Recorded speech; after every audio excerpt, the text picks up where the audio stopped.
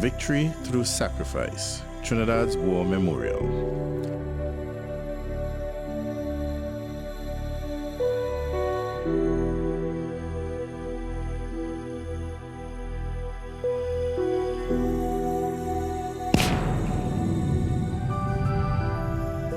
Armistice Day, that really came about when the armistice was signed at the end of the First World War in 1918. Of course, you know, with time, things would change. So the British, somewhere down the road, and the Americans, they called it Remembrance Day. Well, a lot of years after. And really, the day is to remember those who fell in the war. So even in I would really agree that Remembrance Day is quite fitting.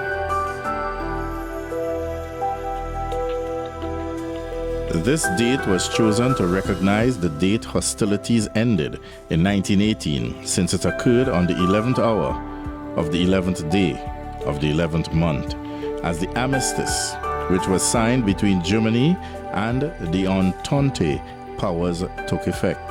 Just like in a number of the countries, you would know that the actual day was the 11th of November, the 11th of the 11th month, at the 11th hour. That is the time, date.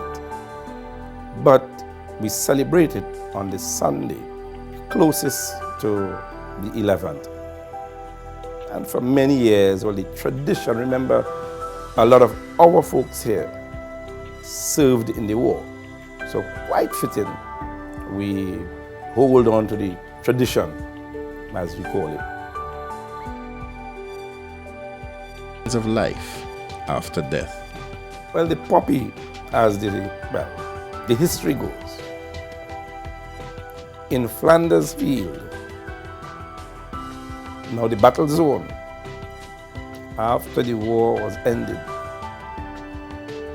the poppy started to grow in this area.